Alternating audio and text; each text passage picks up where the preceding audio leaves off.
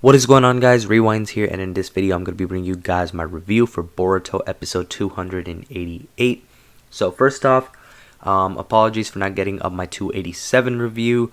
It was going to happen, but then news started coming out, and then later in the week we had the manga spoilers as well as some anime spoilers, so I decided not to post that review.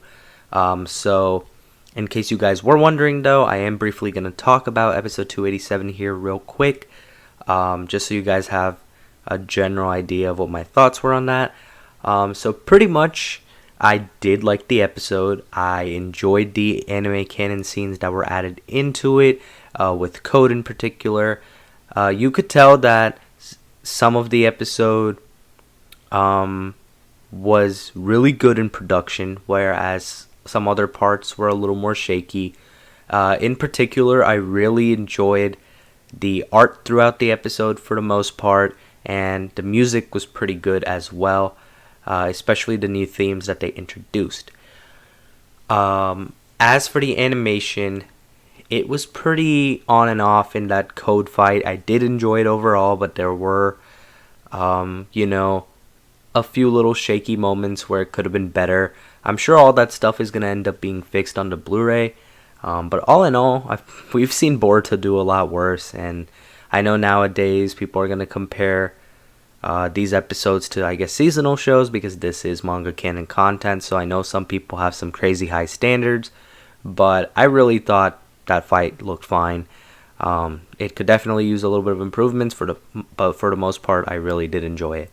And aside from that, if you guys haven't heard, the production on these episodes for Boruto anime recently are being pretty rushed.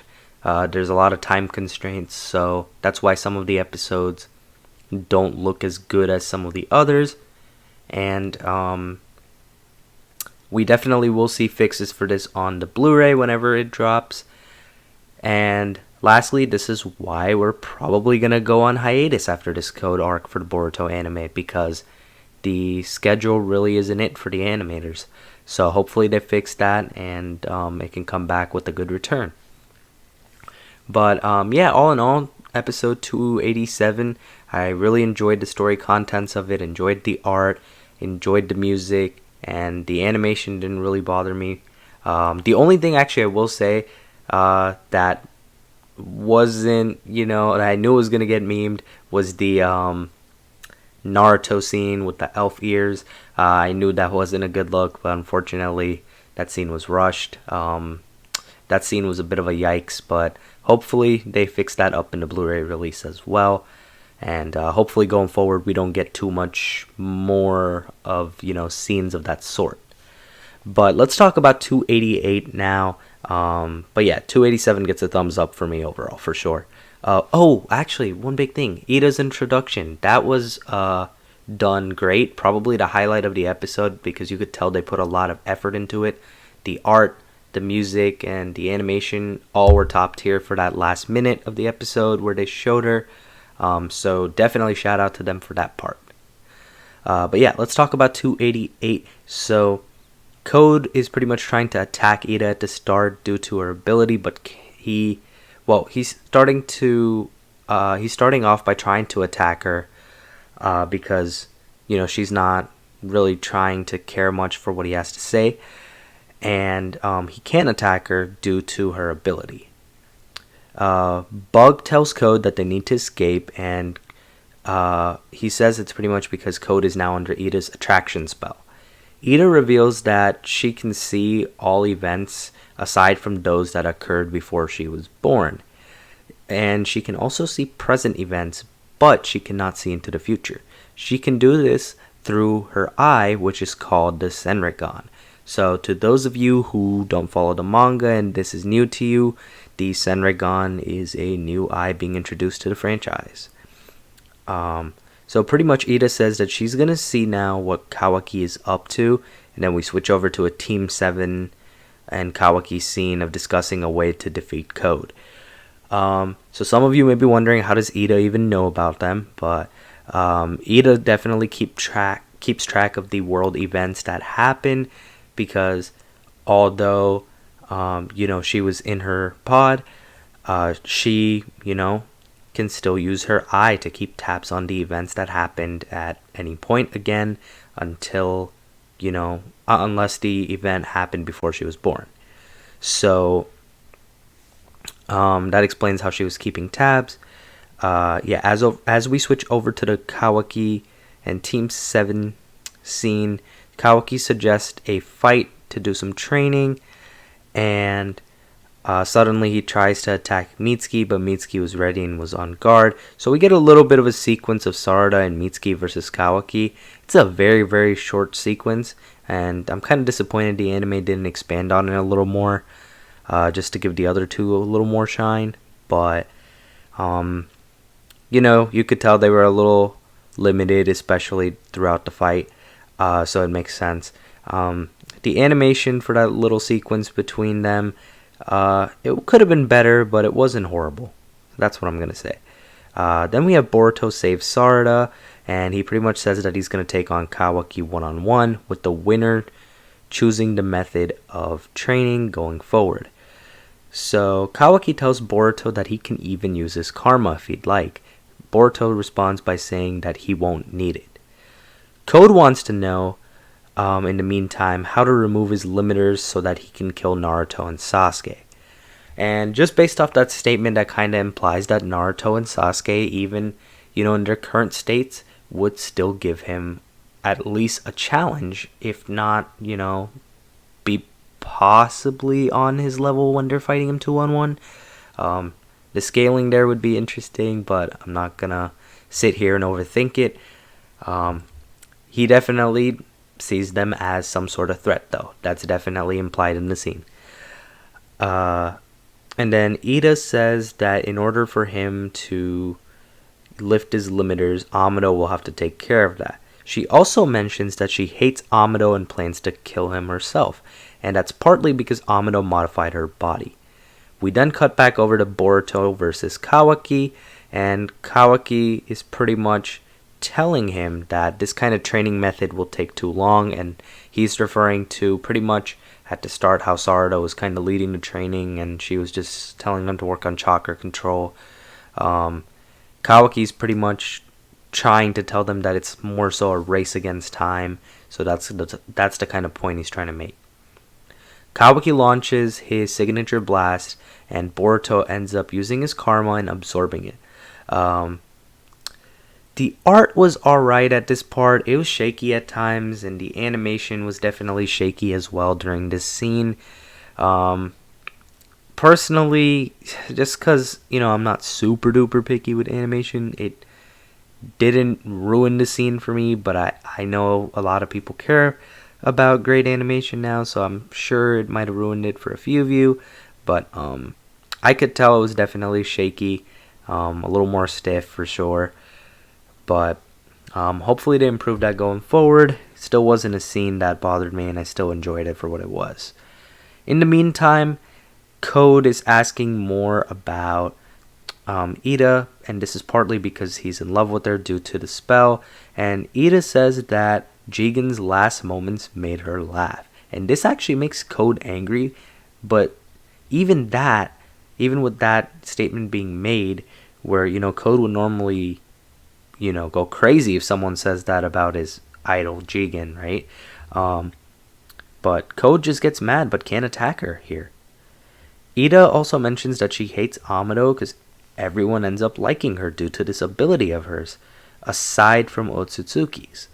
And pretty much the issue here is that she can't tell who has fake or real feelings for her.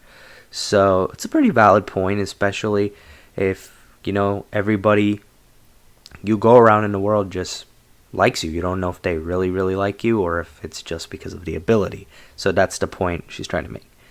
And then we also find out that Boro didn't dispose of Ida as Jigen commanded due to Boro being charmed by Ida's enchanting ability. And I thought that was good writing right there. I did want to mention that. I originally liked that too when Ida was introduced in the manga, and I still stand by it that I think that that's a good piece of writing right there, and makes perfect sense. It's also mentioned that Jigen wasn't impacted by Ida's abilities because he was in Otsutsuki. The ability also doesn't work on blood relatives, which you guys are going to find out. The anime viewers are going to find out next episode why exactly that is and how that connects. Ida pretty much says that she wants to have a normal romance with Kawaki since he is on the verge of being an Otsutsuki, so it should work, hypothetically. Then we cut back over again to Boruto versus Kawaki, and Boruto is starting to beat Kawaki now with his karma form, and the animation here is pretty as well. Again, not super horrible, at least not to me. There was a weird art scene though, where Boruto and Kawaki were looking at each other face to face. Naruto is also watching from afar, and Kawaki notices this. I don't know, guys. I just feel like they could have done better here, but episode 287 definitely had better animation overall. It's unfortunate that 288 couldn't, deliver this fight to a better level, but again, at least it wasn't terrible. And I keep saying that because we've seen Boruto do a lot worse. And to me, overall, I can overlook some of these episodes like this from time to time, as long as we have better manga canon fights to be adapted in the near future. That's to be seen, though. So another thing that was interesting to me was that Konohamaru wasn't in this scene, but in the manga he was watching with Naruto and they were talking. I just thought that was a really odd thing to exclude. I don't know why they didn't show him, and I also think that kind of sucks because that was his first manga scene in many, many chapters. So I'm kind of surprised because normally they're adding Konohamaru into more things. This time they took him out of a scene. Unless they have a reason, to do so, that's going to be revealed in an episode or two. I don't know why they went that route, to be honest. As for the fight, Boruto ends up winning, and Kawaki's pretty much questioning himself now. Pretty much how he's going to protect Naruto if he's so weak and can't even beat Boruto right now. Again, I do want to point out, I really did enjoy the music in this episode as well. That is one thing that they are definitely on top of this arc so far. The art in this episode overall had some really great moments with Ida, and there were some pretty good shots of Boruto and Kawaki as well. But there were also some shaky shots. So this is what I mean by rush production, because some people may have more time than others. Some people, maybe some people have similar times, but some animators are a little more talented than others, work quicker. All these factors, come into play. So eventually when we go ahead and get this in a Blu-ray set, it should look a lot better. But it's unfortunate for the people that are watching in the present week to week, such as me and you guys, that we, won't be getting everything looking, I guess, as good as we would want. It's also safe to say, at least so far, that production was also seeming better on an episode-to-episode basis when we had the OW arc going on or the Vessel arc originally. So you can tell that there's a dip from even then right now on a week-to-week basis. And hopefully that's something that just starts to improve as we get more into this arc. Aside from that, Boruto pretty much tells Kawaki that he's going to use the karma to beat Code if necessary. He pretty much just doesn't use it for training, he's saying, because he doesn't want to harm those that are precious to him. So that's his stance on that. Kawaki pretty much tells Boruto that he's going to stop Boruto if Momoshiki takes control again. Ooh, that could be some foreshadowing right there. That's all I'm going to say. Ida says that she fell in love with Kawaki after seeing how he beat Ishiki with his ploy. If you guys remember that, I think that was episode 218. Pretty good episode. And yeah, Ida saw those events and she fell in love with him from there. And then Code and Ida pretty much form an alliance, have a toast, and the basis of their alliance is that Code agrees to spare Kawaki if Ida allows him to get Boruto for what he needs, which is pretty much to cultivate chakra fruit from the divine tree. And pretty much to wrap up the episode, we have Kawaki staring at his arm and pretty much just saying that he's going to become stronger. And that wraps up the episode. But yeah, I know this was a long episode review, but to wrap things up kind of quick from here, I did enjoy this episode. Nonetheless, I enjoyed the story content that's going on right now, and that's, I think, a very, very important thing. Just because, we're not getting 10 out of 10 pretty animation all the time doesn't mean an episode is bad. There's still other things to appreciate in an episode, and to me, I think one of the most important, if not the most important thing, still is how, the story is progressing and how they're handling that. So even though they took out a little bit of things that were weird, like Konohamaru not popping up in that scene, and although they had some shaky art and animation, I did think that this episode was paced pretty solid overall. I liked how it kept going back and forth between Ida and Code's conversation to the whole Team 7 and Kawaki thing. All in all, I really enjoyed it. I don't think it was as good as episode 287, but I do think that this episode for me is going to get a 7.5 to an 8 out of 10. I really enjoyed the story. There were some great art moments involving Ida and Code, and some that even involve Boruto and Kawaki. Unfortunately, no particular instances of great animation this episode, but that's okay. We don't need that every single week. And I really enjoyed the music as well.